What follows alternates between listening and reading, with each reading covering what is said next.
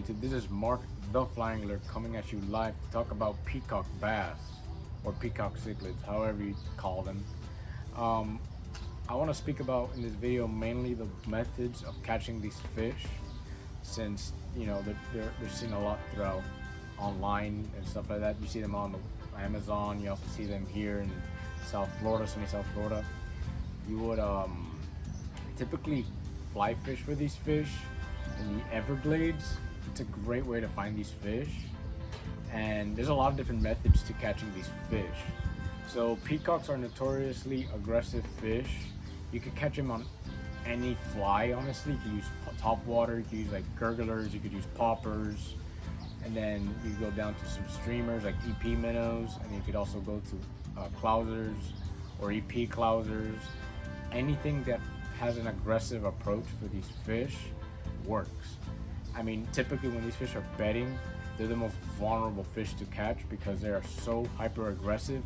Throwing any type of fly at them, they'll try eating it. So clousers.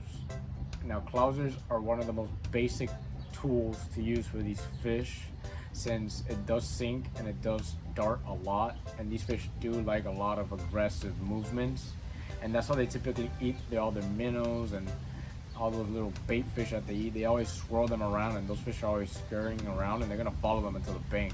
They tend to do that a lot. So clousers is what I like to use best, typically, since they're bedding year around down here except the winter. These fish thrive like crazy. I mean, you find hundreds of them in like spots that are overfished, and you will still see hundreds of them bedding in the same location they've been caught. And sometimes you could even catch the same one you've caught on the same bed.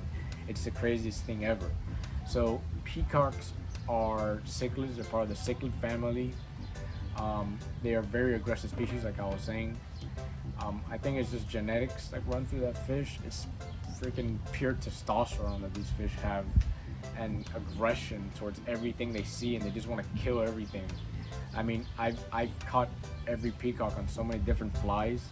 It just proves the fact of their aggression, on how they are just super aggressive to eat anything and just kill anything they see, almost like a snakehead. So typically peacocks, like I was saying, they're bedding year round. You'll find them by the banks, sitting on rocks or any type of structure they can lay eggs on, which they do need rough, hard structure. They don't typically make their beds, they just find their beds. Unlike a largemouth will kind of paddle around and fix the bed space a little bit, organize their bedding room and all that. Peacocks, they find a block, and then they just lay their eggs there, and then they just sit and wait until they hatch. They also follow their fry around, which is another good option for, you know, a good double haul to kind of cast at him. You could still use clousers. I always recommend clousers since it is an aggressive approach. These fish prefer a lot of darting actions repetitively. They don't like pauses as much. Sometimes they will take it at the pause, but I've noticed from fishing myself, of course, they eat it mainly as an aggressive approach. And sometimes if you could even speed up the process, they will even eat it even more. So these fish are very, very aggressive. That's long story short. I've said it 200 times in this video. These fish are very aggressive. They will hit any fly, every fly they will hit. Now, environments, not that hard to find them technically, but if you really want to find a bedding ground for these fish, the best location is any deep drop off where there's a rocky ledge. You will probably find some. Now, these fish are very warm temperature reliant fish. They are subtropical species in fresh water. They come from the Amazon. The ones that we have in South Florida are the butterfly peacock bass, a lot smaller subspecies of the actual peacock bass that they have in the Amazon, which they have in the Amazon, the three-barreled and the speckled peacock bass. So these species of peacocks, I mean, they're all aggressive, equally aggressive. I think the butterfly is one of the most gullible species that we have in this world, honestly, because they hit almost everything. I've heard a lot of reports of people finding bedding speckled and bedding three-barreled in the Amazon, and sometimes it's hard to get the male, which the male is the bigger one, to kind of eat your fly. The females are actually technically more aggressive. So you'll find these fish along edges, bedding around rocks, And what if you don't find any bedding? What if it's winter time and you want to catch a peacock bass down here? So these fish are schooling fish. Like I said, they're typically schooling in the winter. They will either be down deep or they'll be up by the bank. Once the sun is out already, hitting the rocks, warming up the rocks and stuff, they'll be cruising the banks, waiting to see what their next meal will be. So that's a good option to have in mind. Usually on a boat would be a lot better in the winter since you could cover a lot more water. But during the summer months, well, every day down here in South Florida is technically the summer months, you would find these fish bedding or hunting aggressively.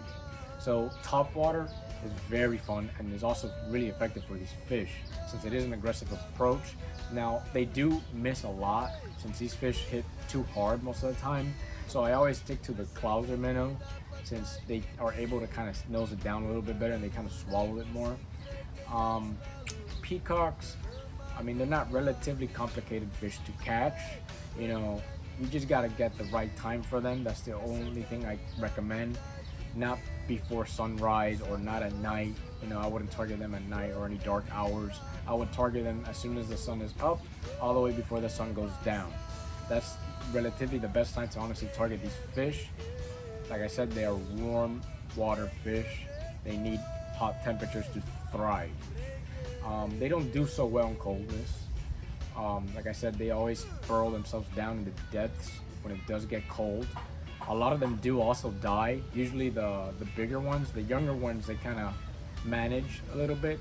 But most of the time the fish are fine in our winters.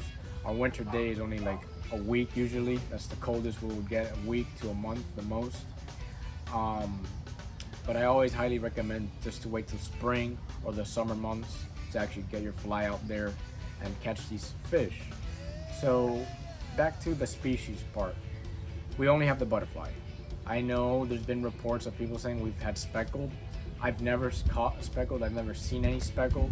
I've only consistently seen butterfly peacock bass, which they are cichlids. Then again, not technically a bass. These fish are always on the lookout for food. I mean, there's not much to even talk about in this segment. I mean, you would basically find these fish almost throughout South Florida, typically in our canal systems. We do have them stocked in some private lakes or maybe some parks. You could find some of them. You'll definitely find some of them. You might not, you probably will. Now, the all-around fly that I said that I would use all the time would be an EP minnow. I like how big of a presentation it shows for these fish, but then it also darts as much as a clouser would. It sinks fast enough. They kind of can nose it down a little bit better. These fish are very reliant to aggressiveness for their feeding. They are always following things up. So basically a nice little short recap. These fish are warm temperature fish. They like hot temperatures. They feed best in the middle of the day, let's say. Clouser minnows, EP clouser minnows are awesome for these fish. The setups I would personally use is a 5-6 weight. I mean, floating line is all around for these fish. I would stick to floating line, 10-pound test leader, mono, straight mono, and I think you guys would be good to go. All in all, guys, tight lines and good luck out there.